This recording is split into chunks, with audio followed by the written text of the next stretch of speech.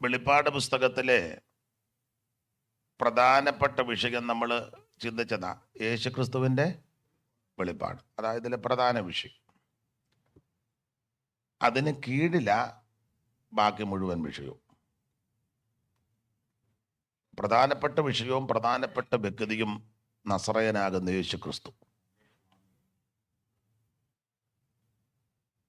അതിന് കീഴില ബാക്കി മുഴുവൻ. അത് പറഞ്ഞപ്പോൾ ഒരു കാര്യം ഓർമ്മ വരുന്നു. നാട്ടിലെ ഒരു അമ്മയുണ്ടായിരുന്നു, തങ്കമ്മാമയെന്ന് പറയും. സ്ഥലവും വീട്ടുപേരും പറയുന്നില്ല. മിടുമിടുക്കിയ. എൻ്റെ കണക്കിൽ ഒരു 6 അടി പൊക്കത്തോളം വരും. ചട്ടയും മുണ്ടുമൊക്കെ ഉടുത്ത് നിന്നാൽ നല്ലൊരു ആഢ്യത്വവും അഴകും നല്ല സാമർഥ്യക്കാരിയാണ്. ഇവർ കട്ടക്കട്ട കാണും. നിങ്ങൾ തമ്മിൽ നിന്നാൽ ഇത്ര നല്ല നല്ല കഴിവുള്ള ഒരമ്മ. അപ്പോൾ ഒരിക്കൽ അമ്മയുടെ മകനെ പറഞ്ഞ് അങ്ങോട്ട് വരുന്നെന്ന് പറഞ്ഞു. പുള്ളി വേറെ സ്ഥലത്താണ് താമസിക്കുന്നത്. അപ്പോൾ പ്രായമുണ്ടെങ്കിൽ അമ്മ മോനും മരുമകളും പിള്ളേരും എല്ലാം വരിക എന്നോർത്ത് പെട്ടെന്ന് കാര്യങ്ങളെല്ലാം ക്രമീകരിച്ചു. പ്രായത്തിൻ്റെ ക്ഷീണം ഒക്കെ ഉണ്ടെങ്കിലും പെട്ടെന്നതെല്ലാം നല്ല ഒക്കെ മാനേജ് ചെയ്യും അല്ല. അപ്പം ഞാനും ഉണ്ട് അവിടെ, ക്രമീകരിച്ചു. 7 മണിക്ക് വരുമെന്നാ പറഞ്ഞ്. 6:45 ഫോൺ വന്നു, വരികയില്ല. തൊട്ടപ്പുറത്തെ വീട്ടിലാ ഫോൺ വന്ന്. അന്ന് ലാൻഡ് ഫോൺ എല്ലായിടത്തും ഇല്ല. അപ്പം അപ്പുറത്തെ കൊച്ചമ്മ വന്ന് പറഞ്ഞു, കൊച്ചമ്മേ അവർ വരികയില്ലെന്ന് ഇപ്പം വിളിച്ച് പറഞ്ഞു. അപ്പോൾ ചോദിച്ചാൽ എന്തു വാടി? അപ്പം അത് അവൾ പറഞ്ഞ് ഇന്ന് പോകണ്ട. പുള്ളിയുടെ ഭാര്യ പറഞ്ഞ് അവിടെ വീട്ടിലോട്ട് പോകണമെന്ന്. പുള്ളി റൂട്ട് മാറ്റി. അപ്പം ഈ അമ്മ വളരെ പരിജ്ഞാനത്തോടെ സംസാരിക്കുന്ന അമ്മ. അപ്പം അമ്മ ഒരു ഡയലോഗ് പറഞ്ഞു, അത് പറയാനാ. പിന്നെ അമ്മ പറഞ്ഞ് അതേടി 18 വാദ്യവും ചെണ്ടക്കീടെ അമരുവെന്ന്. 18 വാദ്യങ്ങളും ചെണ്ടക്കീടെ എന്ന് പറഞ്ഞാൽ ഋതം പാടുന്നില്ലേ? ഋതം പാട്, കീബോർഡ്, മൃദംഗം, തബല, ഹാർമോണിയം, അങ്ങനെ ഒത്തിരി ഉണ്ടല്ലോ. ഇതെല്ലാം വെച്ച് വായിക്കുക, നല്ല ശബ്ദത്തിലൊക്കെ വായിക്കുക. ഇതെല്ലാം വായിച്ചുകൊണ്ടിരിക്കുമ്പം ചെണ്ടയായിട്ട് ചെണ്ടക്കാരൻ വന്ന് പുമ്മെന്നൊരടി അടിക്കുമ്പം ബാക്കി എല്ലാത്തിൻ്റെ ശബ്ദം ഇതിൻ്റെ കീഴില്ല. നിങ്ങൾക്ക് മനസ്സിലായി കാണും. അമ്മയെ കാണാനും അമ്മയായിട്ടൊക്കെ വരാനും ഭക്ഷണം കഴിക്കാനും ഒക്കെ അവൻ താല്പര്യപ്പെട്ട് ക്രമീകരിച്ചു. ഭാര്യ പറഞ്ഞു അങ്ങോട്ട് പോകണ്ടെന്ന്. ചെണ്ടക്കീഴിലല്ല. നിങ്ങൾക്ക് മനസ്സിലാകാഴിയൊന്നും അല്ല എന്ന് പറഞ്ഞാൽ വെളിപ്പാട് പുസ്തകത്തിലെ പ്രധാനപ്പെട്ട വിഷയം യേശുക്രിസ്തുവാണ്. അല്ല, നമ്മുടെ ജീവിതത്തിലെയും പ്രധാന വ്യക്തി യേശുക്രിസ്തുവാണ്. എല്ലാറ്റിലും ശ്രേഷ്ഠൻ യേശുക്രിസ്തുവാണ്. എല്ലാവരിലും ഉന്നതനും യേശുക്രിസ്തുവാണ്. കർത്താവിൻ്റെ ദാസൻ സമയം പറഞ്ഞിട്ടുണ്ട്. ഒരു 11:15 കൃത്യം 11:15 ആകുമ്പോൾ മെസ്സേജ്. ചിലപ്പോൾ അതിന് മുമ്പ് നിർത്താൻ സാധ്യതയുണ്ട് ഈ ഇരിപ്പാണെങ്കിൽ. അപ്പോൾ ശ്രദ്ധിക്കുക, പ്രധാന വിഷയങ്ങളിൽ അത് ഒന്നുകൂടെ തെളിച്ച് പറഞ്ഞാൽ, മനുഷ്യവർഗത്തിന്റെ പാപത്തിന്റെ പരിഹാരത്തിന് യേശു സ്വർഗം വിട്ട് ഭൂമിയിൽ വന്ന് ജനിച്ച് ജീവിച്ച് കഷ്ടാനുഭവങ്ങളിൽ കൂടി കടന്നുപോയി മരിച്ചു അടക്കപ്പെട്ട് ഉയർത്ത് സ്വർഗത്തിൽ ജീവിക്കുന്ന യേശു ഇനി വീണ്ടും വന്ന് തിരുസഭയെ ചേർത്ത് സ്വർഗത്തിൽ കൊണ്ടുപോയി പ്രതിഫലവും ന്യായവിധിയെല്ലാം നടത്തി വീണ്ടും തിരിച്ചു വന്ന് ഈ ഭൂമിയിൽ ഭരണം നടത്തും. മുഴുവൻ രാജ്യത്വവും അവിടെ ഏറ്റെടുത്തിരിക്കുന്നു. അപ്പം ഇതിനോട് ബന്ധപ്പെട്ട ബാക്കി മുഴുവൻ വിഷയം നമുക്ക് ആ ഭാഗം വിട്ടേക്കാം. യേശുക്രിസ്തു ജയിച്ചു. 3:21 അങ്ങനെ ആണല്ലോ, ഞാനും ജയിച്ചു, നിങ്ങളും ജയിക്കണം. ജയിച്ചവരെല്ലാം കൂടെ വീണ പിടിച്ച് പാട്ടും പാടും. ഇതൊക്കെയാണ് ഇതിലെ പ്രധാന വിഷയങ്ങൾ. പിന്നെ സൂര്യധാരണയായ സ്ത്രീയും സമുദ്രത്തിൽ നിന്ന് കയറി വരുന്ന മൃഗവും 2 സാക്ഷിയും പിന്നെ തീനിറമുള്ള മഹാസർപ്പം, അതൊക്കെ ഇതിൻ്റെ കീഴിലുള്ള വിഷയങ്ങളാണ്. അത് വിഷയമല്ലെന്നല്ല, നമ്മൾ അതാ വലിയ വിഷയമാക്കുന്നത്. പ്രധാന വിഷയത്തിന് നമ്മൾ വലിയ പ്രാധാന്യം കൊടുക്കത്തുമില്ല. ഇപ്പോൾ ഒരു വിവാഹ ശുശ്രൂഷയ്ക്ക് വിളിച്ചാൽ അതിലെ പ്രധാന വിഷയം വിവാഹമാണ്. പക്ഷെ അതിന് വലിയ പ്രാധാന്യം എല്ലാവരും എല്ലാവരും ശാപ്പാട് സ്ഥലത്താണ് കൂടുതൽ പ്രാധാന്യം. വിവാഹ ശുശ്രൂഷയിൽ എല്ലാവരും സമ്മതിക്കുകയല്ലോ. നമ്മൾ കല്യാണം വിളിച്ച് ഇവിടുത്തെ രീതി അറിയത്തില്ല, നാട്ടിൽ വെച്ചാ പറയുന്നത്. ഇവിടുത്തെ എനിക്ക് അറിയത്തില്ല കേട്ടോ. എന്തായാലും വരുന്ന മാസം ഒരു കല്യാണത്തിന് കൂടുന്നുണ്ടോ നോക്കട്ടെ എങ്ങനെയാന്ന്.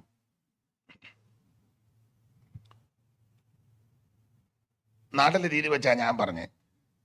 നമ്മൾ കല്യാണത്തിന് വളരെ ആത്മാർത്ഥമായി ക്ഷണിക്കുന്നൊരു കല്യാണത്തിന് വന്ന് സംബന്ധിക്കുകയല്ല.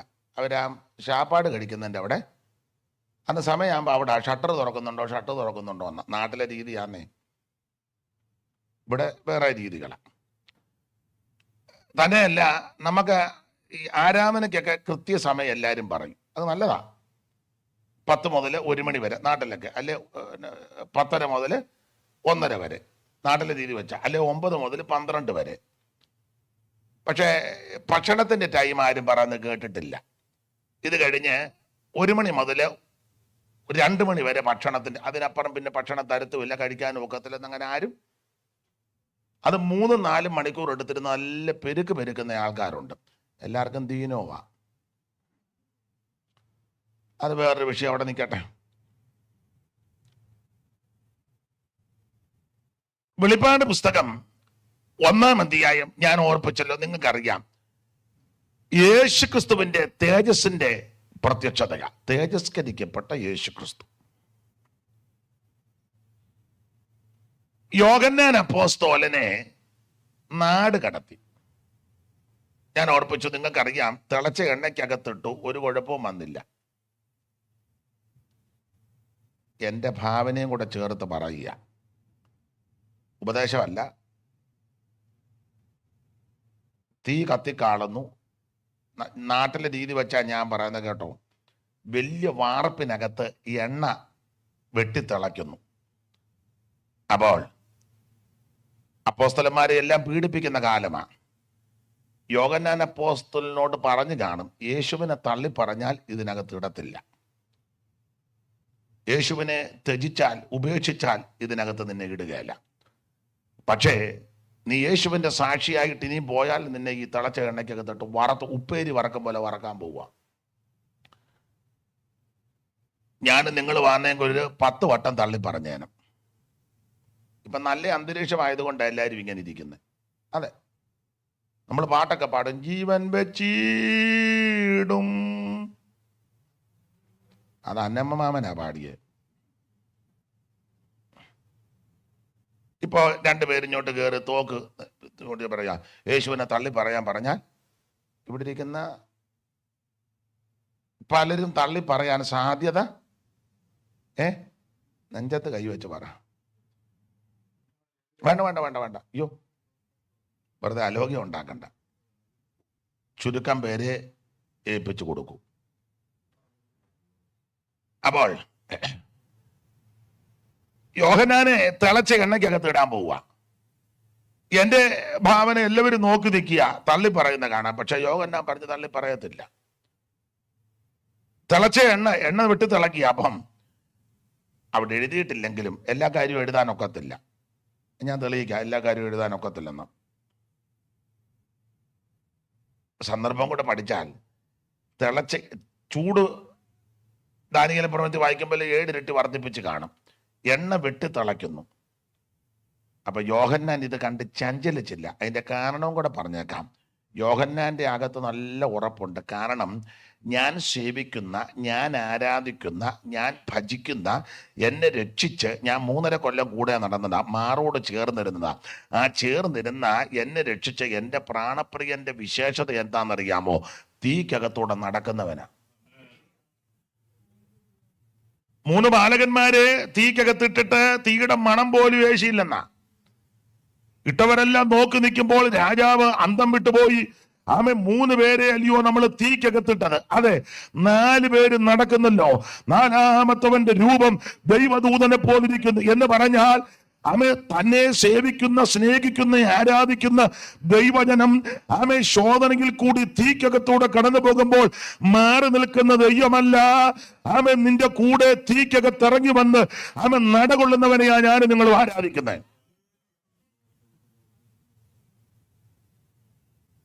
നമ്മുടെ എല്ലാം പ്രകൃതം തീക്കകത്ത് കുറച്ചുകൂടെ എണ്ണ, എല്ലാവരും എണ്ണയായിട്ടാണ് നടക്കുന്നത്. അവസരം കിട്ടിയ ചിലർ ഒഴിച്ചേച്ച് അനങ്ങാതിരിക്കും. ആരാന്ന് പോലും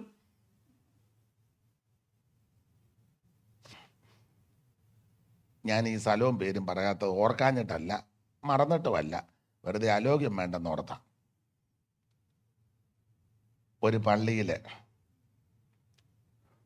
CSI പള്ളിയില, എവിടാന്നൊന്നും ചോദിക്കരുത്, പള്ളി പിരിയുന്നതിന് മുന്നേ അതിൽ ഒരാള് വേദപുസ്തകമായിട്ട് ഇങ്ങോട്ട് ഇറങ്ങി വന്നു. അപ്പോൾ ചോദിച്ചു, പള്ളി പിരിഞ്ഞില്ലല്ലോ, അച്ചായൻ എന്തിനാ ഇങ്ങോട്ട് ഇറങ്ങി വന്നേ? അപ്പോൾ പുള്ളി പറഞ്ഞ, ഞാനൊരു തിരി വെച്ചിട്ടുണ്ട്, അല്പം കഴിയുമ്പോൾ പൊട്ടുവന്നു. അപ്പം പള്ളി കഴിഞ്ഞവർ കമ്മിറ്റി കൂടുക. അപ്പം അതിന് മുന്നേ പുള്ളി ഒരു തിരി പുള്ളി കക്ഷത്തിൽ വേദപുസ്തകമായിട്ട് പമ്മി പോവുക.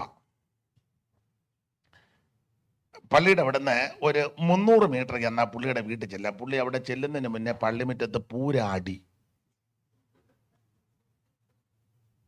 അടി എന്ന് പറഞ്ഞാൽ പൂഴി പറക്കുന്ന രീതിയിൽ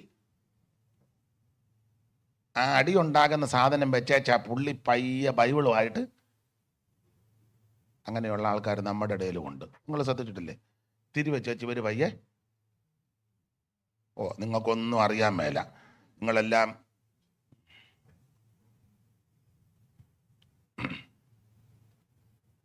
അല്ല, അങ്ങനെ ഉള്ള ആൾക്കാരുണ്ട്.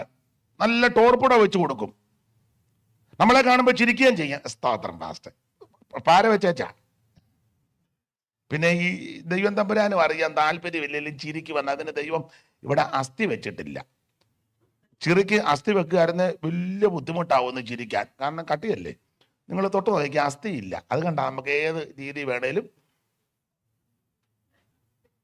അല്ല, സങ്കീർത്തനക്കാരനും അതുകൊണ്ടാണ് പറഞ്ഞ, ഭയങ്കരവും അതിശയകരമായിട്ട് നീ എന്നെ. നമ്മളെ നല്ലതുപോലെ അറിയുന്ന ഒരു കർത്താവുണ്ട്. അപ്പൊ യോഹന്നാന് ഒരു കാര്യം അറിയാം, ഞാൻ സേവിക്കുന്ന, ഞാൻ ആരാധിക്കുന്ന, എന്നെ രക്ഷിച്ച് എന്നെ വീണ്ടെടുത്ത എന്റെ ദൈവം തീച്ചൂളക്കകത്ത് ഇറങ്ങി വരുന്നവനാ. എരിയും തീച്ചൂള എതിരായെരിഞ്ഞാൽ ശദ്രക്കിനെ പോൽ വീഴ്ത്തപ്പെട്ട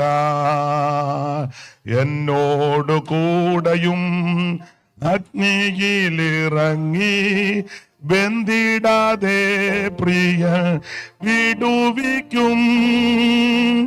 എന്നോടു കൂടെയും അഗ്നിയിലിറങ്ങി ബന്ധിടാതെ പ്രിയ പതറുകയില്ല ഞാൻ, പതറുകയില്ല ഞാൻ, പ്രതികൂലമാനവധി വീഴുകയില്ല ഞാൻ, വീഴുകയില്ല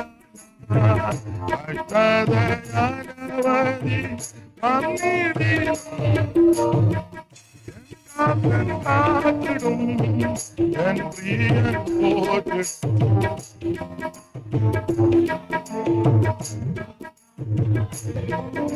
കരം ഉയർത്തി ഈ ദൈവത്തിന് മഹത്വം കൊടുക്കാം. അപ്പൊ ഈ തിളച്ച എണ്ണയ്ക്കകത്ത് ഇടാൻ നോക്കിയിട്ട് പുള്ളി ചഞ്ചലിച്ചില്ല. തീക്കകത്ത് ഇറങ്ങി വരുന്നവനെയാ ഞാൻ സേവിക്കുന്നത്. ഒടുവിൽ അവര് തീരുമാനിച്ചു, വെള്ളം കുടിച്ചാകട്ടെ. അപ്പൊ ഒരു നാടൻ ഭാഷയെ പറഞ്ഞ വള്ളം ക്രമീകരിച്ച് ദൈവദാസനെ വള്ളത്തെ കയറ്റി. ചരിത്രം അങ്ങനെയൊക്കെ പറയുന്നത് അതുകൊണ്ടാണ്, പത്മോസിൽ പോകാനുള്ള കാരണമാണ്. ഇന്നത്തെ പോലെ വിമാനമൊന്നുമില്ലല്ലോ കൊണ്ട് അവിടോട്ട് ഇറക്കി വെച്ച് പോരാൻ. അല്ലെ പുള്ളി പതച്ച് എന്നൊന്നും അനുമാനിക്കാൻ ഒക്കുകയല്ല. വള്ളം ക്രമീകരിച്ച്, ഞാൻ നാടൻ ഭാഷയെ പറയുക, ബന്ധിക്കപ്പെട്ടവനായി വള്ളത്തെ കിടത്തി എല്ലാവരും നോക്കി നിൽക്കുമ്പോൾ വള്ളം തെള്ളിവിട്ടു. പോയ പോക്കിന് ആരോ ഒരുത്തം കുന്തം കൊണ്ട് വള്ളത്തിൻ്റെ പള്ളയെ കുത്തിയെന്ന. അപ്പോൾ ആ സുഷിരത്തിൽ കൂടെ വെള്ളം വള്ളത്തിനകത്ത് കയറി ബന്ധിക്കപ്പെട്ടത് കൊണ്ട് നീന്താനും പോകാനും ഒക്കത്തില്ല. അപ്പം വെള്ളം കുടിച്ച് തീക്കകത്ത് തീ കൊണ്ട് കൊല്ലാൻ നോക്കി ഒക്കാതെ വന്നപ്പം വെള്ളം. അങ്ങനെ അതിലെ പിശാചിൻ്റെ ഓരോ പദ്ധതി. ഇവിടെ പുതിയ നിയമത്തിൽ വായിക്കുന്നത് പലപ്പോഴും തീയിലും വെള്ളത്തിലും, അങ്ങനെ തീയിലും അവന് കൊല്ലാൻ നോക്കുന്നതാണ്. അപ്പോൾ വള്ളത്തെ കയറ്റി ബന്ധിക്കപ്പെട്ട് വള്ളത്തിന് സുഷിരോ വിട്ട് തെള്ളി വിട്ടപ്പം യോഹന്നാൻ ചഞ്ചലിച്ചില്ല. കാരണം വെള്ളത്തിന്റെ മീതെ നടന്നു വന്നവനെയാ സേവിക്കുന്നത്. സ്തോത്രം. പെരുവെള്ളം നിന്നെ മുക്കിക്കളയുകയല്ലെന്ന. സ്തോത്രം. എന്തായാലും കൊള്ളാം. ഈ പത്മോസ് ദ്വീപിൽ ചെന്ന് യോഹന്നാൻ കയറി. ഈ നാട് കടത്തപ്പെട്ടതാണെങ്കിലും പുള്ളി അതൊന്നും എഴുതിയിട്ടില്ല. അത് ഞാനത് ഭാഗം ഇങ്ങനെ ധ്യാനിച്ചപ്പോൾ അതിനെപ്പറ്റി ഒരു പരാമർശവും നമ്മളായിരുന്നല്ലോ. അയ്യോ, നമ്മളൊരു 5 അധ്യായം കൊണ്ട് അത് എഴുതി, എന്നാലും തീരുകയല്ല. ബാക്കി ഞാൻ പിന്നീട് പറയാമെന്ന് പറയും. പുള്ളി ഒരൊറ്റ വാചകമാണ് പറഞ്ഞേക്കുന്നത്, ഞാൻ പത്മോസ് എന്ന ദ്വീപിലായിരുന്നെന്ന്. ആ മഹാസംഭവം ഒറ്റ വാചകത്തിൽ. നിങ്ങളാണ്ട 9-ാം വാക്യം വായിച്ച 9-ഉം 10-ഉം 1-ന്റെ. നിങ്ങളുടെ സഹോദരനും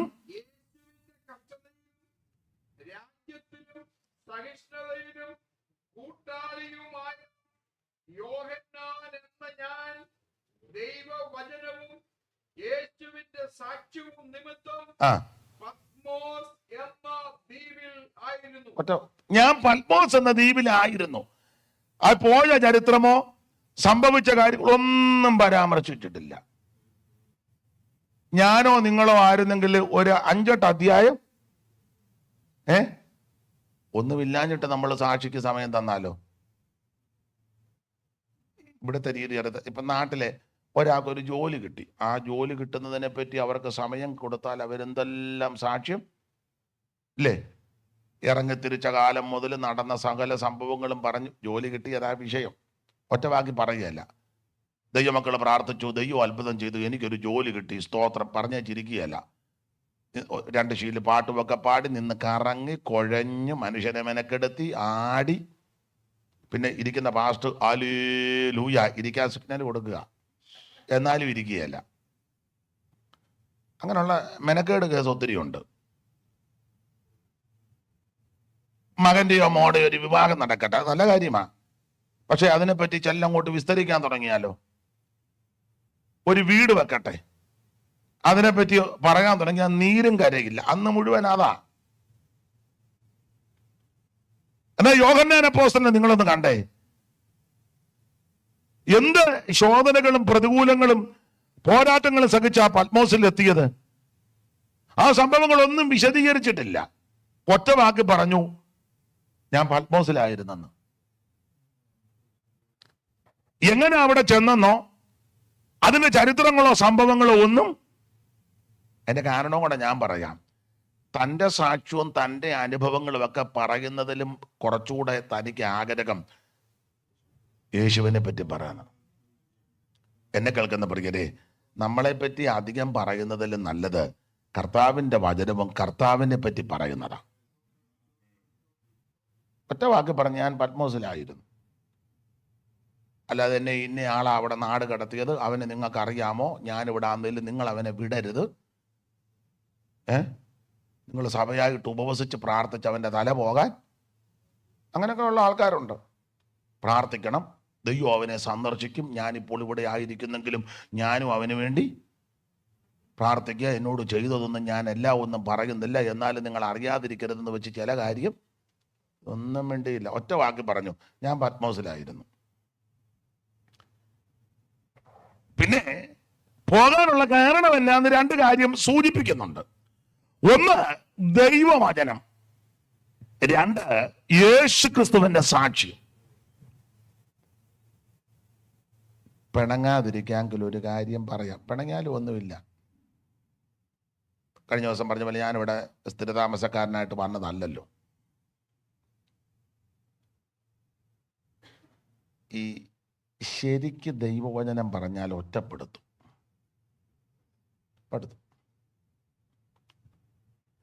നമ്മളെല്ലാവരെയും സന്തോഷിപ്പിച്ചും സുഖിപ്പിച്ചും എല്ലാവരുടെയും പൾസ് നോക്കിയൊക്കെ ഇടപെട്ടാൽ എല്ലാവർക്കും വലിയ താല്പര്യമാണ്. അതെ, നിങ്ങൾ ശരിയായ നിലയിൽ ഞാൻ എന്നെയും കൂടെ പ്രതിയാ, നമ്മളാരും ശരിക്കും വചനം പറയുന്നില്ല. പറയുന്നില്ല. ഞാൻ എന്നെയും കൂടെ ഒന്നാം പ്രതി നമ്മളാരും പറയുന്നില്ല.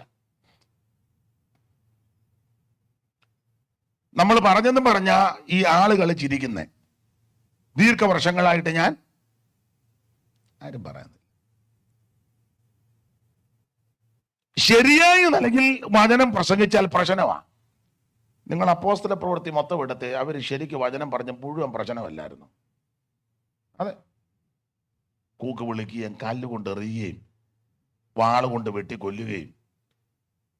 അത് ഇവരെ പറ്റി പറഞ്ഞെന്നാ, ഇവർ ഭൂലോകത്തെ കലക്കുന്നവരാണ്. അവിടെ കലക്കം ഉണ്ടാക്കിയവൻ അങ്ങനെ. അപ്പം ഈ ശരിക്ക് വചനം പറഞ്ഞാൽ ഇതൊക്കെ നടക്കും. പക്ഷെ ഞാനും നിങ്ങളും ശരിക്ക് വചനം പറയുന്നില്ല.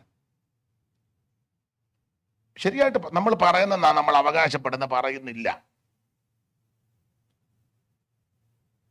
വേണേ ഒന്ന് രണ്ട് ഉദാഹരണം പറയാം, ഉടക്കുണ്ടാക്കാനല്ല. ഇവിടെ ഇരിക്കുന്നവരോട് മാത്രമല്ല പറയുന്നത്, ഞാൻ സകല ആൾക്കാരെ ഉദ്ദേശിച്ചായി പറയുന്നത്. ഒന്നാം പ്രതി ഞാനുമാണ്. ഇവിടുത്തെ രീതികൾ അറിയത്തില്ല. നാട്ടിലൊക്കെ ഈ കാശ് പലിശയ്ക്ക് കൊടുക്കുന്ന ആൾക്കാർ ഉണ്ട്, ചില സഭകളിലും ഉണ്ട്. അന്നേരം അവിടെ 15-ാം സങ്കീർത്തനം പറഞ്ഞാൽ പ്രശ്നമാണ്. ഒന്നെങ്കിൽ അവൻ പോകും, ഇല്ലേ പാസ്റ്റർ അവിടുന്ന്. രണ്ടിലൊന്നും നടക്കും.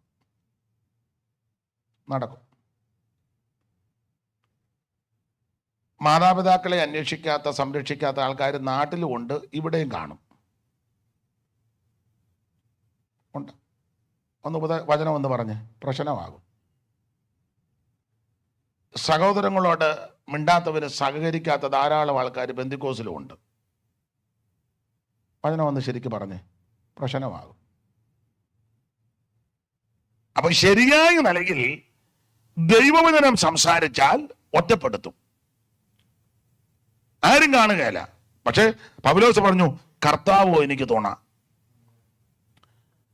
അപ്പൊ ദൈവവചനവും യേശുക്രിസ്തുവിന്റെ സാക്ഷ്യവും നിമിത്തം പത്മോസ് എന്ന ദ്വീപിലായിരുന്നു. ഒറ്റയ്ക്കാ. പക്ഷെ ഒറ്റയ്ക്കാന്തേലും അവിടെ വായിക്കുന്നത് കർത്തൃദിവസത്തിൽ ആത്മവിവശനായി. മുമ്പ് ഇവിടെ ദൈവദാസനാരോ പറഞ്ഞതുപോലെ കർത്താവിനെ ആരാധിക്കുന്നതിന് പാട്ട് പാടണമെന്ന് നിർബന്ധമില്ല, കൈയടിക്കണമെന്നും നിർബന്ധമില്ല. അത് തെറ്റാന്നല്ല, അതൊക്കെ ആവശ്യമാണ്. ആൾക്കാർ ഒത്തിരി വേണമെന്നും ഇല്ല. ഒരാൾ പ്രസംഗിച്ച് ഓളം ഉണ്ടാക്കി തരണമെന്നും അങ്ങനെയാണല്ലോ. നമ്മൾ പ്രസംഗത്തിന്റെ മൂർധന്യാവസ്ഥ വരുമ്പോൾ ഞാൻ സഹിതം സകലരും എന്തുവാ പറഞ്ഞത്, ഈ നമ്മുടെ നാടൻ ഭാഷ പറഞ്ഞ ഇളക്കും. നമ്മൾ അതുകൊണ്ട് ആ യോഗത്തിന് വിളിക്കും, പറയുന്നത് നമുക്ക് ഇളക്കുന്നവരെ വിളിക്കാം. മതി, ഇളക്കുന്നവരെ മതി. നമ്മുടെ ജോർജാൻ അങ്ങനെ ഇളകുന്ന ആളല്ല, പക്ഷെ പുള്ളി ഇത്തവണത്തെ യോഗത്തിന്. അതുകൊണ്ട് നമുക്ക് ആ ഇളക്കുന്ന പുള്ളിയെ തന്നെ അങ്ങനെയൊക്കെയാണ് നമ്മൾ നോക്കി വിളിക്കുന്നത്. അപ്പൊ ശ്രദ്ധിക്കുക, ആത്മവിശുദ്ധ വരുവാൻ കർത്താവിനെ ആരാധിക്കാൻ ആള് വേണ്ട,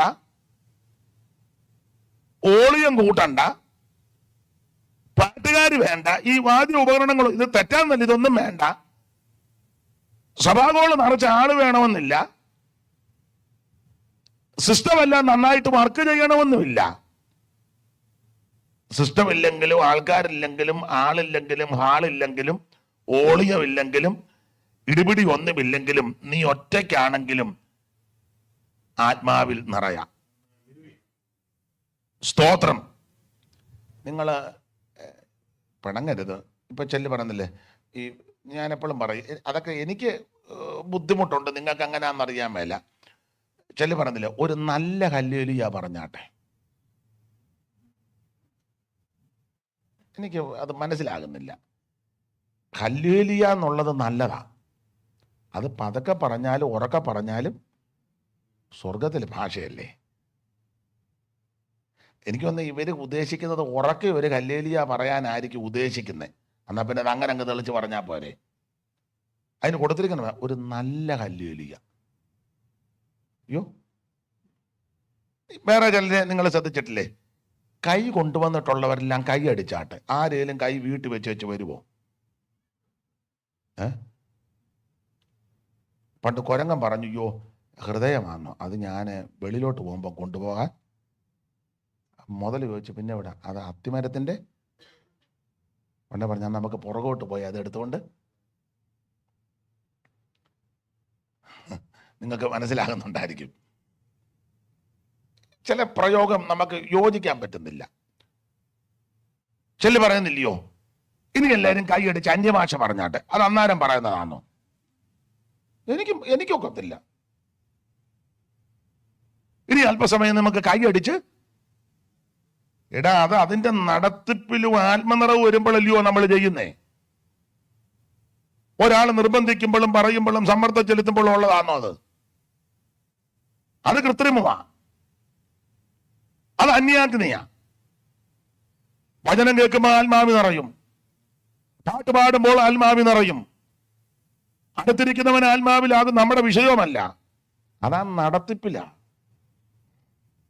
ഇങ്ങനെ ചില പ്രയോഗങ്ങളുണ്ട്, എനിക്ക് യോജിക്കാനൊക്കത്തില്ല. നിങ്ങൾ ചിലർ യോജിക്കുന്നവരാ ഇരിപ്പ് കണ്ടിട്ട് തോന്നുന്നു. അപ്പൊ ശ്രദ്ധിക്കുക, ആത്മവിവശത വരാൻ ആള് വേണ്ട, ഹോള് വേണ്ട, ഓളിയം വേണ്ട, ബഹളം വേണ്ട, വെപ്രാളം വേണ്ട. ഒറ്റയ്ക്കുള്ളെങ്കിലും ആത്മാവി നിറയാം. അങ്ങനെ എത്രയോ എത്രയോ സംഭവങ്ങൾ. കർത്ത ദിവസത്തിൽ ആത്മവിവശനായി. ഈ ആത്മവിവശത വന്നാൽ താഴോട്ട് പഠിക്കുമ്പോൾ കാണുകയും കേൾക്കുകയും അറിയുകയും ഓർക്കുകയൊക്കെ ചെയ്യും. താഴോട്ട് ഓടിച്ച് വായിച്ചോച്ചാ. കർത്ത ദിവസത്തിൽ ആത്മവിവശനായി. നീ കാണുന്നത് ഒരു പുസ്തകത്തിൽ എഴുതി, Ephesus, Smyrna, Pergamos, തുയതൈര, Sardis, Philadelphia, ലവോദിക്ക എന്നീ 7 സഭകൾക്ക് എഴുതുക എന്ന് കാഹളത്വനത്തിന് ശബ്ദം എന്റെ പുറകിൽ കേട്ടു. എന്നോട് സംസാരിച്ച നാദമെന്തെന്ന് കാണുമ്പോൾ ഞാൻ തിരിഞ്ഞു. 13-ാം വാക്യം. തിരിഞ്ഞപ്പോൾ 7 പൊൻനിലവിളക്കുകളിൽ നിലവിളക്കിന്റെ നടുവിൽ നിലയങ്ക് ധരിച്ചു ആറത്ത് പൊൻകച്ചിട്ടവനായ മനുഷ്യപുത്രന്റെ സദൃശനാവിനെ ഞാൻ കണ്ടു. അടുത്തത്,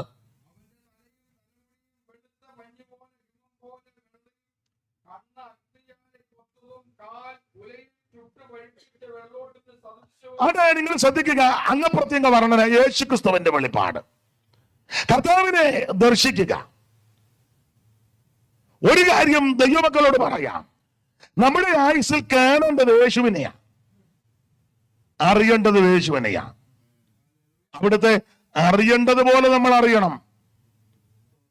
അപ്പൊ യേശുക്രിസ്തുവിന്റെ വെളിപ്പാട് കിട്ടി. ഓടിച്ചു പറയാം. ഈ 1-ാം അധ്യായം പഠിക്കുമ്പോൾ അവിടെ 7 നക്ഷത്രം വലം കയ്യിൽ, 7 നിലവിളക്കുകളുടെ നടുവിൽ.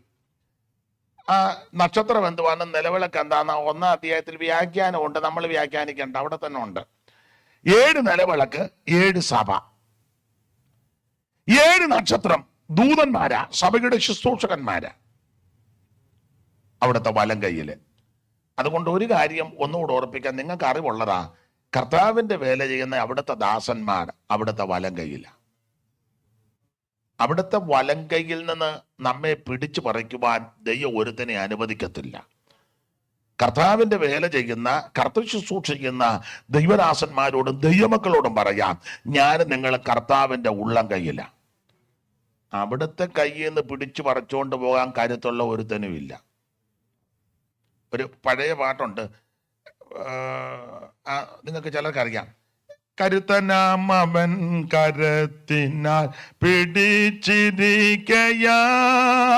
ഒരുത്തനും പിടിച്ചുവർ പിരിക്കുവാൻ കഴിഞ്ഞിട.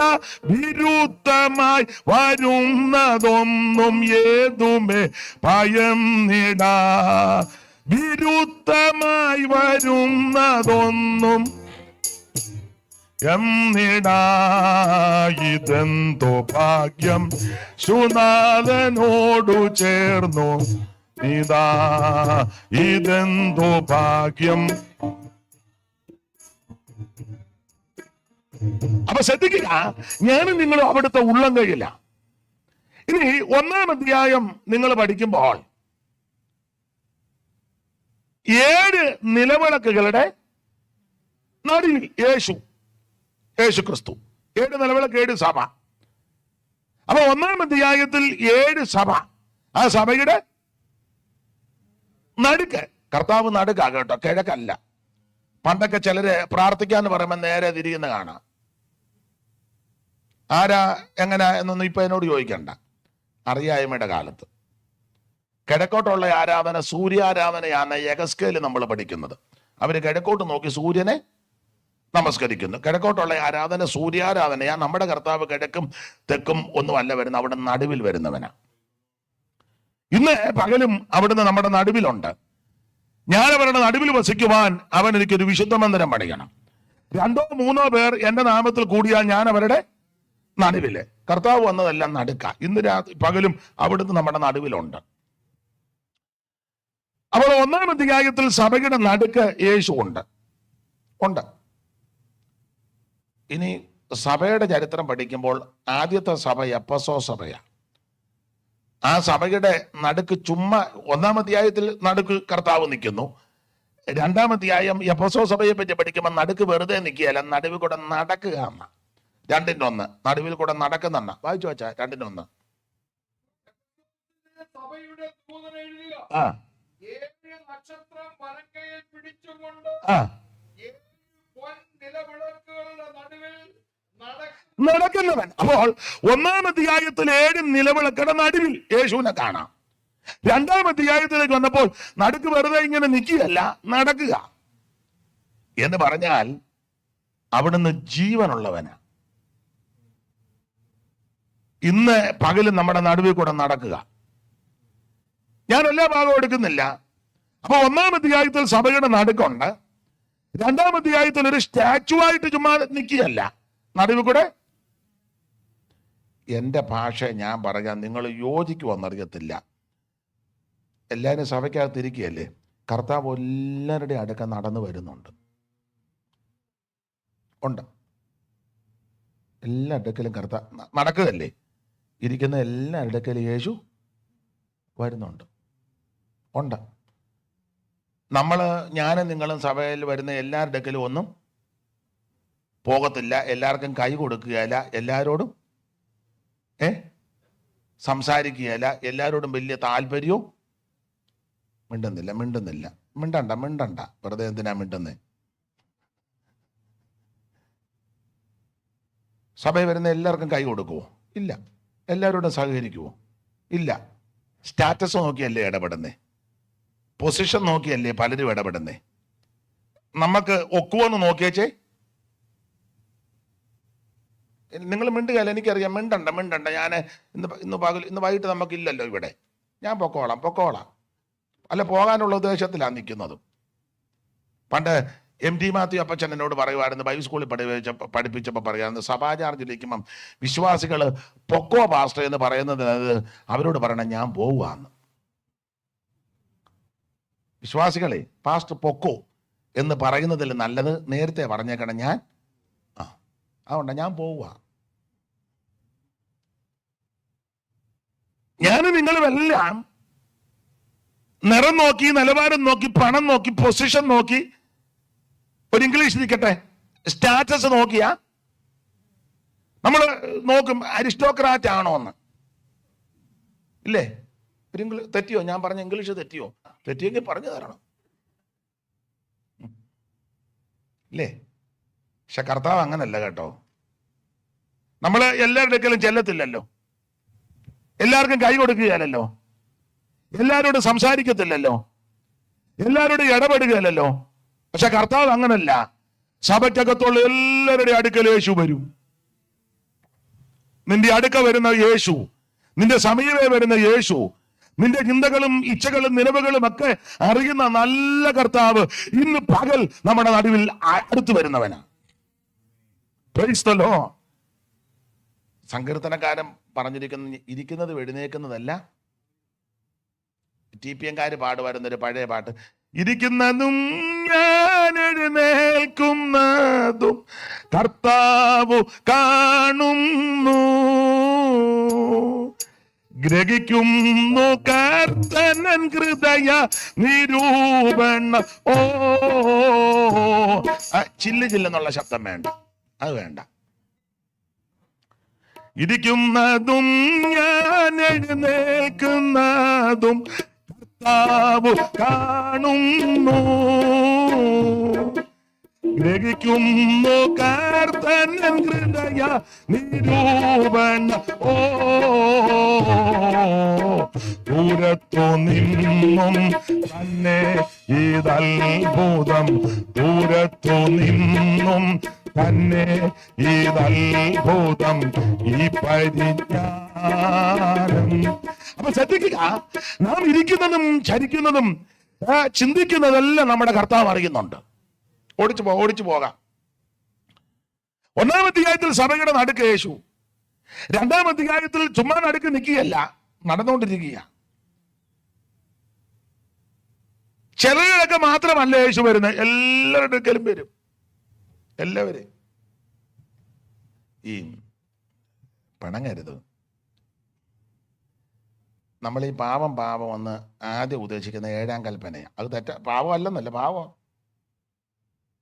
അതിനാ നമ്മൾ കൂടുതൽ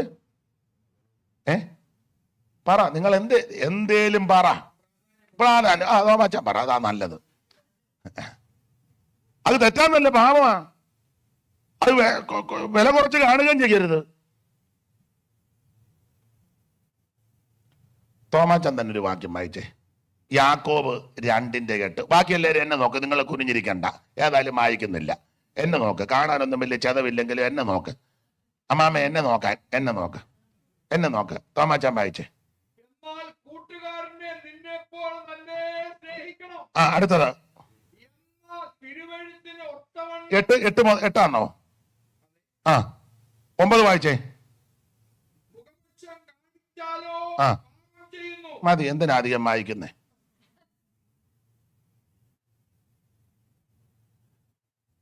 നമ്മള് ഏറ്റവും വലിയ പാപം 7-ാം കൽപ്പന, അത് പാപമാ. ഇവിടെ എന്തോ എഴുതിയേക്കുന്നേ?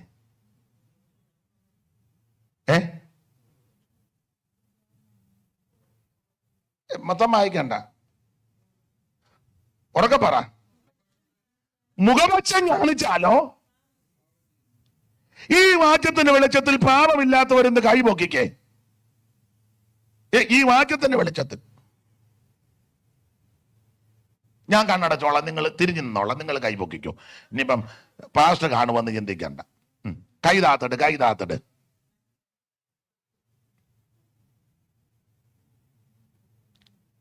മുഖപക്ഷം കാണിക്കുന്നത് പാപമാ.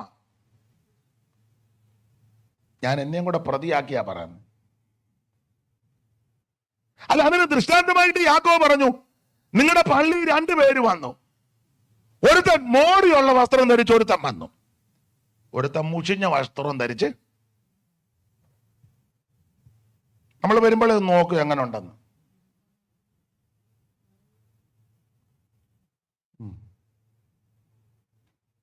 അല്ല, അത് കാണിക്കാനും കൂടെ വരുന്നവരും നാട്ടിൽ പോയപ്പം വസ്ത്രം മേടിച്ചത് സൺഡേ ഒന്ന് പ്രദർശിപ്പിക്കണം, എല്ലാരും ചോദിക്കണം ഇത് എവിടുന്ന. അല്ല, ആ ഉദ്ദേശത്തോടെ വരുന്നവരും നിങ്ങൾക്കൊന്നും അറിയാൻ മേല. നാട്ടിൽ പോയപ്പോഴേ മിണ്ടുന്നില്ല.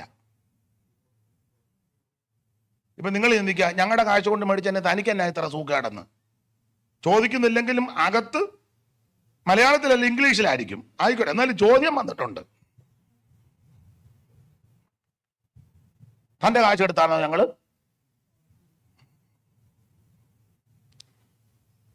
എല്ലാവരും അല്ലെങ്കിൽ ചിലര് ആ മോടിയുള്ള വസ്ത്രം ഒന്ന് പ്രദർശിപ്പിക്കാനും കൂടെ.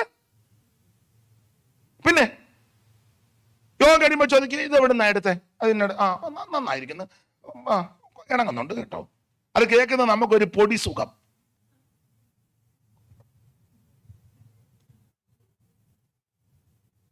നിങ്ങളുടെ പള്ളിയിലെ രണ്ട് ടൈപ്പ് ആൾക്കാർ, ഒന്ന് മോടിയുള്ള വസ്ത്രം ധരിച്ച് ഒരുത്തൻ, മറ്റൊരുത്തൻ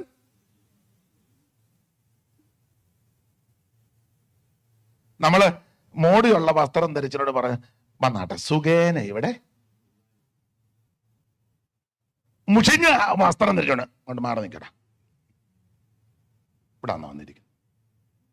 ഇത് ജോർജാൻ ഇരിക്കുന്ന സീറ്റാ, അല്ല ഇത് തങ്കച്ചാൻ ഇരിക്കുന്ന സീറ്റാ, ഇത് അവറാച്ചാൻ ഇരിക്കുന്ന. ചില സഭയിലൊക്കെ ഫിക്സഡ് സീറ്റ് ഉണ്ട് കേട്ടോ. ജീവന കൊതിയുള്ളവൻ അവിടെ കയറി ഇരിക്കുകയില്ല. ഉണ്ട്. സ്ഥലമൊന്നും പറയുന്നില്ല. നടന്ന കാര്യമാ. ആൾക്കാർ ഇപ്പോഴും ജീവിച്ചിരിപ്പുണ്ട്. നടന്ന കാര്യമാ. ഒരു മനുഷ്യനൊരു സഭയിൽ ആരാധനയ്ക്ക് ചെന്നു. പുള്ളിക്ക് അറിയത്തില്ലായിരുന്നു. പുള്ളി ഒരു കസേരയിലോട്ട് കയറിയിരുന്നു. ഇതുപോലെ കസേര കിടക്കുക. ആ ഇരുന്ന സീറ്റ് വേറെ ആടതായിരുന്നു. പുള്ളിക്ക് അറിയാതെ കയറി ഇരുന്നതാണ്. എന്നാ ഇന്നിപ്പോൾ പാസ്റ്റർ എന്ന് പറഞ്ഞു കൊടുക്കണ്ടേ, അവിടെ ഇരിക്കരുത്, മാറിയിരിക്കാൻ. ചിലടത്തൊക്കെ അങ്ങനെ ചില ഇതാ. പുള്ളി ആരാധനയൊക്കെ തുടങ്ങിയപ്പോഴാ ഇങ്ങോട്ട് വന്നപ്പോൾ പുള്ളിയുടെ സീറ്റ് എഴുന്നേക്കടാന്ന് പറഞ്ഞു, പോയി മാറിയിരിക്കടാന്ന്. അയാൾ പിന്നെ അങ്ങ് പോയി. അയാൾ പറഞ്ഞു, എൻ്റെ പൊന്നച്ചാ അവർ തന്നെ ഇരുന്നോട്ടെ എല്ലാ സീറ്റിലും. ഞങ്ങളുടെ തിരുവല്ലയിലെ കൂട്ടായ്മയെ ഞാൻ പറയാറുണ്ട്, ഇവിടെ ആർക്കും ഫിക്സഡ് സീറ്റ് ഇല്ല. നേരത്തെ വരുന്നവർ മുന്നോട്ട് കയറിയിരുന്നോണം.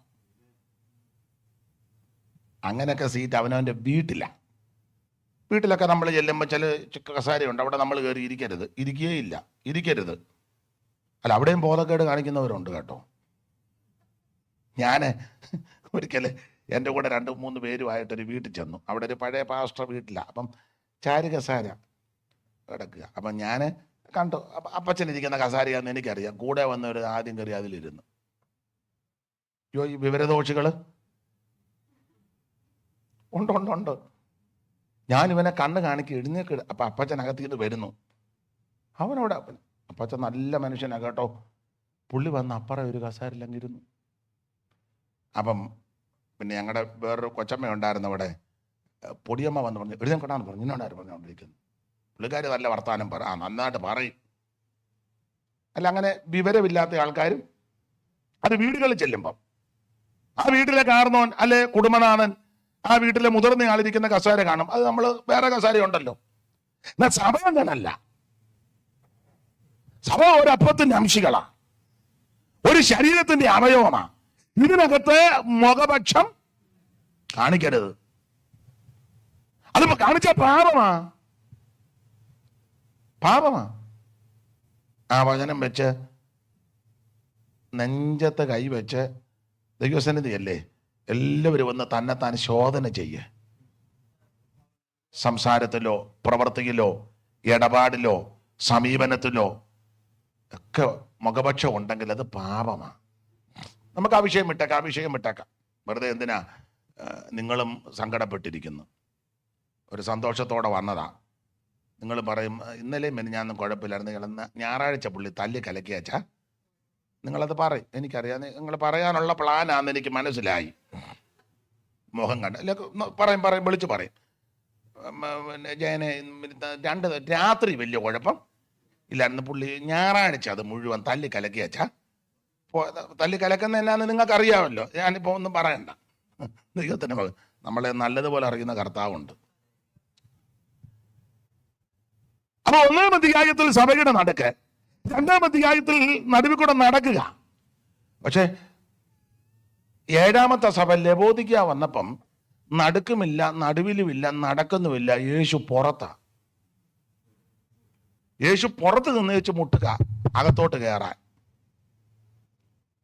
വാതൊക്കെ നിന്ന് യേശു വാതിൽ തുറക്കാം. അപ്പൊ സെക്രട്ടറി വന്ന് പറഞ്ഞു, വർഷിപ്പ് നടന്നുകൊണ്ടിരിക്കുക, ഡിസ്റ്റർബ് ചെയ്യരുതെന്ന്. ആരോടാ? അപ്പം യേശു വെളിയിൽ നിന്ന് കേൾക്കുക, യേശു യേശു. പുള്ളി വെളിയിൽ നിൽക്കുക. പുള്ളി വെളിയിൽ നിന്ന് പറയുക, എന്നെ ഒന്ന് അകത്തോട്ട്. അല്ല, എന്നെ ഈ വെളിയിൽ പോകാൻ കാര്യം എന്നാ? അതൊക്കെ പറഞ്ഞ ഏറെ സമയമെടുക്കും. 1-ാം അധ്യായത്തിൽ സഭയുടെ നടുക്കുണ്ടായിരുന്നല്ലോ. 2-ാം അധ്യായത്തിൽ നടുവിൽ കൂടെ നടന്നുകൊണ്ടിരിക്കുകയല്ലേ. 7-ാമത്തെ സഭയുടെ കാലം വന്നപ്പോൾ നടുക്കുമില്ല, നടുവിലുമില്ല, നടക്കുന്നുമില്ല, പുറകിലുമില്ല. യേശു പുറത്താ. അതിന്റെ പുറത്ത് പോകാൻ കാര്യം 1-2 കാര്യം പറഞ്ഞാൽ പാകം വിട്ടേക്കാം. ഒന്ന്, ആദ്യ സ്നേഹം വിട്ടു. 2:4. എങ്കിലും നിന്റെ ആദ്യ സ്നേഹം വിട്ടുകളഞ്ഞു. ആ മതി മതി മതി മതി. യേശു പുറത്തു പോകാൻ കാരണം അകത്തിരിക്കാൻ മേല. കാരണം ആദ്യ സ്നേഹം വിട്ടു.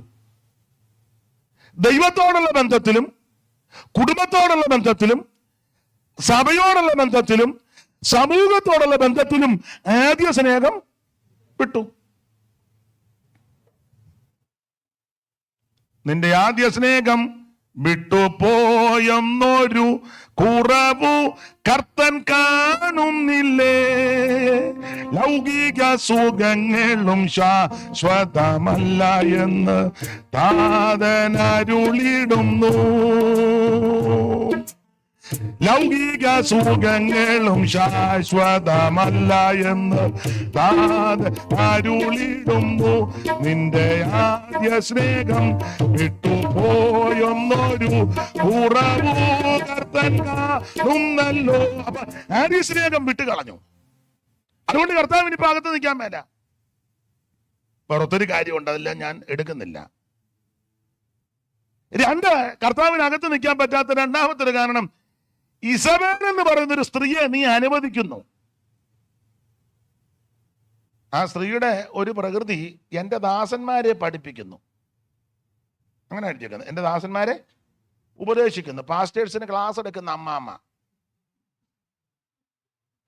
പാസ്റ്റർമാരെ എല്ലാം ഇരുത്തി അമ്മാമ്മ മിണ്ടുന്നില്ല. മിണ്ടണ്ട, എന്തിനാ അധികം മിണ്ടുന്നേ? ഓ തോമാച്ചായ, എല്ലാവർക്കും മനസ്സിലായി, ഇനി അത് വായിക്കണ്ട. ഇത് മുഖം കാണുമ്പോ അറിയാം, എല്ലാവർക്കും മനസ്സിലായി. ദൈവത്തിന് മഹത്വം. അമ്മാമയാ എല്ലാം നിയന്ത്രിക്കുന്നേ. അയ്യോ, ചില സഭകളൊക്കെ ചില സ്ത്രീകളാ ഭരിക്കുന്നത്.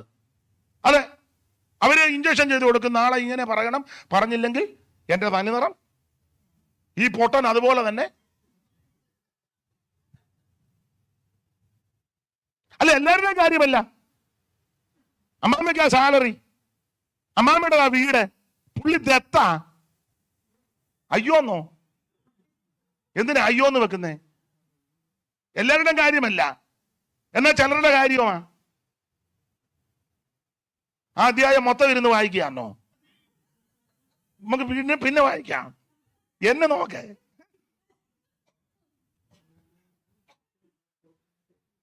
പുള്ളി സ്തംഭിച്ചു പോയി. ദൈവമേ, ഇതിങ്ങനെ തന്നെ, അങ്ങനെ തന്നെ. ദൈവത്തിന് മഹത്വം. അല്ല, നിയന്ത്രണമല്ല അവിടെ. എന്റെ ദാസന്മാരെ ഉപദേശിക്കുന്നു, അനേകരെ തെറ്റിച്ചു കളയുന്നു. ഇങ്ങനെയുള്ള സ്ത്രീയെ നീ അനുവദിക്കുന്നു. അത് അനുവദിക്കുന്നതുകൊണ്ട് കർത്താവ് പറയാ, എനിക്ക് സഭയ്ക്കകത്ത് ഇപ്പൊ നിൽക്കാൻ. സ്തോത്രം. പുള്ളി വെളിയിൽ പോകാനുള്ള കാര്യമായി പറഞ്ഞു വരുന്നത്. നമ്മൾ അകത്തുണ്ടെന്നും പറഞ്ഞ ഈ ബഹളമല്ല ഉണ്ടാക്കുന്നതും. പുള്ളി വെളിയിൽ നിന്ന് മുട്ടുക, എന്നെ ഒന്ന്. വാതുക്കൽ നിന്നിട്ടവൻ കെഞ്ചി വിളിച്ചിടുന്നു, വാതുക്കൽ നിന്നിട്ടവൻ കെഞ്ചി വിളിച്ചിടുന്നു. വാതിൽ തുറന്നിടുക മകനെ, മകളെ ദയവായി. വാതിൽ തുറന്നിടുക മകനെ, മകളെ ദയവായി. അടിക്കുന്നു എൻ്റെ മയ്യിൽ, തുപ്പുന്നു എൻ മുഖത്ത്. അടിക്കുന്നു എൻ്റെ മയ്യിൽ, തുപ്പുന്നു എൻ മുഖത്ത്. എന്റെ സ്വരം കേൾക്കുമോ മകനെ, മകളെ, കുഞ്ഞേ. അപ്പൊ കർത്താവ് വാതിൽക്കൽ നിന്ന് മുട്ടുക. വെളിയിൽ പോകാനുള്ള കാര്യം ഒന്ന്, ആദ്യ സ്നേഹം വിട്ടു. 2, ഇസബേൽ എന്ന് പറഞ്ഞ സ്ത്രീയെ അവളാ ഇപ്പൊ ഭരിക്കുന്നേ, അവളാ നിയന്ത്രിക്കുന്നേ, അവളാ ഇതെല്ലാം ലീഡ് ചെയ്യുന്നേ. എല്ലാവരുടെയും കാര്യമല്ല. 3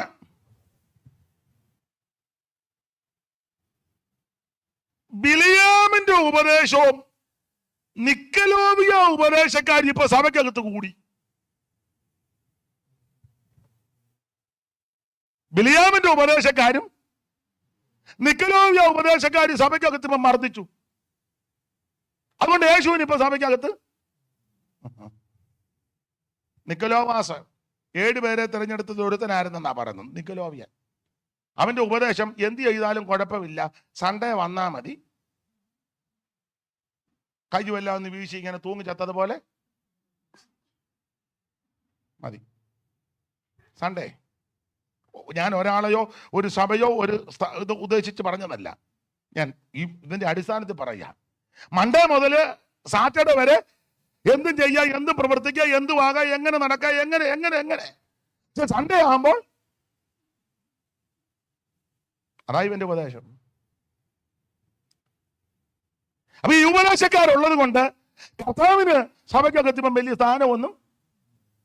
പിന്നെ ബിലിയാമിന്റെ ഉപദേശം, ഒറ്റവാക്കി പറയാം, ബിലിയാമിന്റെ ഉപദേശം അന്യജാതിയിൽ നിന്ന് കല്യാണം കഴിക്കുന്നതുകൊണ്ടും വലിയ കുഴപ്പമൊന്നും. അതാ ബിലിയാമിന്റെ ഉപദേശം.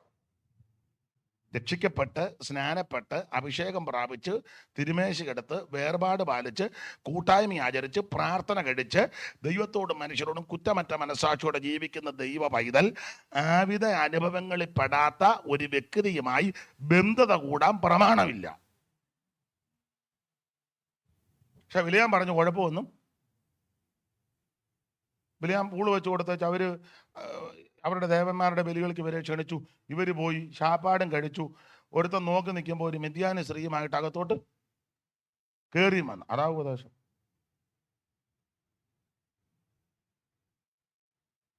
എല്ലാവരും എടുക്കപ്പെട്ടെന്നാ തോന്നുന്നത്.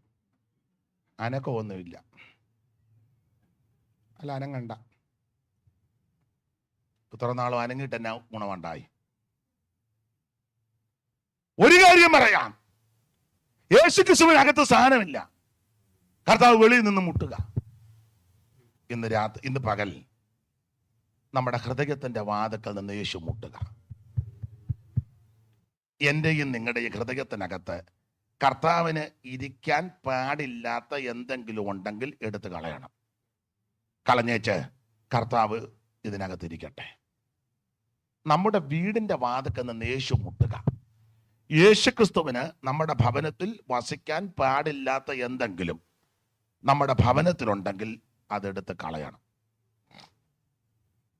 യാക്കോബ് ഒരിക്കൽ പറഞ്ഞു, ഭാര്യമാരെ വിളിച്ചു പറഞ്ഞു, റേച്ചലേ, ഓ ലയാമ്മേ, ഓ എന്തിയെ ബിൽഗ ശില്പേ ഉണ്ട്, ബിൽഗ ശില്പ നെറ്റിനകത്തോട്ട് കയറിയതേ ഉള്ള ഇപ്പം ഇറങ്ങുമെന്ന് എന്നാ വിളിക്കേ. ശില്പേനെ വിളിക്കാൻ പറഞ്ഞു. അവൾ എന്ത് ചെയ്യുമെന്ന് ചോദിച്ചു. അവളും അതൊക്കെ തദൈവ. എന്തായാലും എല്ലാവരും വിളിക്കുക. രൂപേൻ എന്ത് ചെയ്യേ, അവനെ ടൂർണമെൻറ്റിന് പോയിരിക്കുക, വിളിക്കുക. ഷിമയോൻ എന്ത് ചെയ്യേ, അവനെ ക്രിക്കറ്റിൻ്റെ ചാമ്പ്യനാ, അവനെയും വിളിക്കുക. ഓരോ ടൈപ്പാണേ, എല്ലാവരെയും വിളിക്കുക. അപ്പം റാഹേലും ലേയായും ബിൽഗയും ശില്പയും എല്ലാവരും. മോളെന്ത് ചെയ്യേ, അവളെ ഈ ലേഡീസിൻ്റെ ആട്ടെ എല്ലാവരെയും വിളിക്കാൻ പറഞ്ഞു. ജേക്കബ് എല്ലാവരെയും വിളിപ്പിച്ചു. പിന്നൊരു കാര്യം, പിന്നെ നമ്മൾ സുക്കോത്തിലെ ജീവിതം നിർത്തി നമ്മൾ ബേഥേലിലോട്ട് പോകാൻ പോവുക. കഴിഞ്ഞ രാത്രി ദൈവം എന്നോട് പറഞ്ഞു, ജേക്കബ് നീ ബേഥേലിലോട്ട് പോകാൻ പറഞ്ഞു. കാരണവും പറഞ്ഞു. നിന്റെ പെണ്ണ് പിഴയ്ക്കാൻ കാര്യം ഈ സുക്കോത്തിലെ താമസമാണ്. ദീനാമ്മ, മൂത്ത മകൻ രൂപൻ പരുവക്കേടായി, അതും ഇതൊക്കെയാ കാരണം. ഷിമയോനും ലേവിയും വടിവാളെടുത്ത് വെട്ടാൻ പോയി, അതും പ്രശ്നമാണ്. അതുകൊണ്ട് ഇതിൻ്റെ എല്ലാം മൂല കാരണം നീ ഈ സുക്കോത്തി പാർക്കുന്ന കൊണ്ടാണ് നീ ബേഥേലിലോട്ട് പോകണം. അവൻ പറഞ്ഞ് കുടുംബത്തോട് പറയാ, നമുക്ക് ബേഥേലിലോട്ട് പോവാം. പിന്നെ ബേഥേലിലോട്ട് പോകുമ്പോൾ ഒരു കണ്ടീഷനുണ്ട്. നിങ്ങളുടെ ഇടയിലുള്ള അന്യദേവന്മാരെല്ലാം നീക്കി കുളിച്ച് വസ്ത്രം മാറി നമുക്ക് ബഥേലിലോട്ട് പോകാം. ആ വാക്യം ഒന്ന് വായിച്ചു തോമാച്ചായ, നമുക്കത് വായിച്ചങ്ങ് നിർത്താം. അതേ ഒക്കുള്ളൂ ഇന്ന്. അത് തന്നെ ഇപ്പൊ എങ്ങനെയാന്നുള്ളതാണ് ഞാൻ ചിന്തിക്കുന്നത്. 35-1 മുതൽ വായിരും. ഉൽപ്പത്തി പുസ്തകം 35-ാം അധ്യായത്തിന്റെ 1 മുതൽ താഴോട്ടുള്ള ചില വേദഭാഗം വായിച്ചങ്ങ് നിർത്താം. പെട്ടെന്ന്. ആ, നീ പുറപ്പെട്ട് ബഥേലിൽ ചെന്ന് പാർക്കുക. നിന്റെ സഹോദരനാകുന്ന യേശാവിന്റെ മുമ്പിൽ നിന്ന് നീ ഓടിപ്പോയപ്പോൾ നിനക്ക് അവിടെ പ്രത്യക്ഷനായ നിന്റെ ദൈവത്തിന് ഇവിടെ എന്ന് പറഞ്ഞാൽ നീ പോയി ബഥേലിൽ പോയി ആരാധിക്കണം. സുക്കോത്തിലെ ആരാധന എനിക്ക് പ്രസാദമല്ല. സുക്കോത്തിലെ ആരാധനയെ ഞാൻ പ്രസാദിക്കുന്നില്ല. നീ ബഥേലിൽ പോയി ആരാധിക്കണം. വായിച്ചോ അടുത്ത വാക്യം. അപ്പോൾ യാക്കോബ് തന്റെ കുടുംബത്തോടും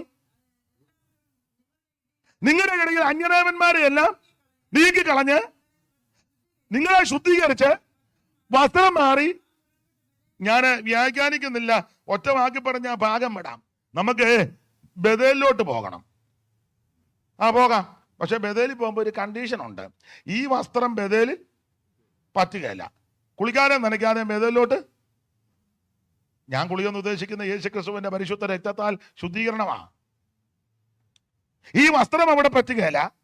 കുളിക്കാനോ നനയ്ക്കാനോ പോകാനും ഒക്കത്തില്ല. തന്നെ അന്യദേവനെയല്ല എന്ന് പറഞ്ഞാൽ ബഥേലിലെ ആരാധന വേർപാടിന്റെ ആരാധനയാണ്. സുക്കോത്തിലെ ആരാധനയ്ക്ക് ഈ വസ്ത്രം പറ്റും, ഏത് വസ്ത്രവും പറ്റും. അന്യദേവനെ വാനിറ്റി ബാഗിനകത്തോട്ടുണ്ട് ആത്മാവിലാകാം. അന്യദേവനകത്ത് കിടക്കുക, അതും കിടന്ന് ആത്മാവിലാകുക. നിങ്ങൾക്ക് മനസ്സിലാകുന്നുണ്ട്? സുക്കോത്തിൽ ഇതെല്ലാം പറ്റും. അന്യദേവനെ അത് കളയാൻ ആരും പറയത്തുമില്ലല്ലോ. പക്ഷെ ബഥേലിലെ ആരാധന വേർപാടിന്റെ ആരാധനയാണ്. എനിക്ക് ദൈവം അവിടെ പ്രത്യക്ഷനായി. എന്നെ കേൾക്കുന്ന ബഹുമാന്യരായി നിങ്ങളോട് പറയാം, സുക്കോത്തിലെ ആരാധനയ്ക്കും സുക്കോത്തിലെ സുഖവാസത്തിനല്ല ദൈവം നമ്മളെ വിളിച്ചത്. ബഥേലിൽ ചെന്ന് ദൈവത്തെ ആരാധിക്കണം. ബഥേലിലെ ആരാധന വേർപാടിന്റെ ആരാധനയാ. ഇന്ന് പകൽ ഹൃദയത്തിന്റെ വാതിക്കൽ നിന്ന് യേശു മുട്ടുന്നു. ഹൃദയം തുറന്ന് യേശുവിനെ അകത്തിരുത്ത്. വീടിന്റെ വാതിക്കൽ നിന്ന് മുട്ടുന്നു. വീട്ടിനകത്തുള്ള മലിനത എല്ലാം മാറ്റി യേശു അകത്തോട്ട് വരട്ടെ. സഭയുടെ വാതിക്കൽ നിന്ന് യേശു മുട്ടുന്നു. സഭയ്ക്കകത്തുള്ള മറ്റു കാര്യങ്ങളെല്ലാം കളഞ്ഞ് യേശു ക്രിസ്തുവിന് പ്രഥമ സ്ഥാനം കൊടുക്കുക.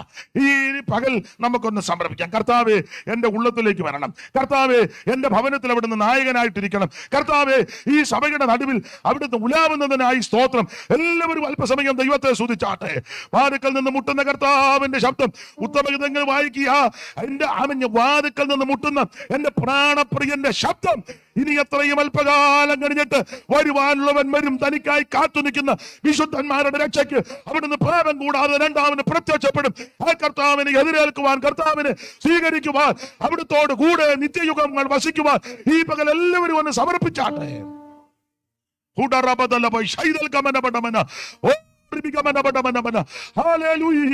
നമ്മുടെ കരമുയർത്തി ഹല്ലേലൂയ പാടാം. ദൈവം എല്ലാവരെയും അനുഗ്രഹിക്കട്ടെ.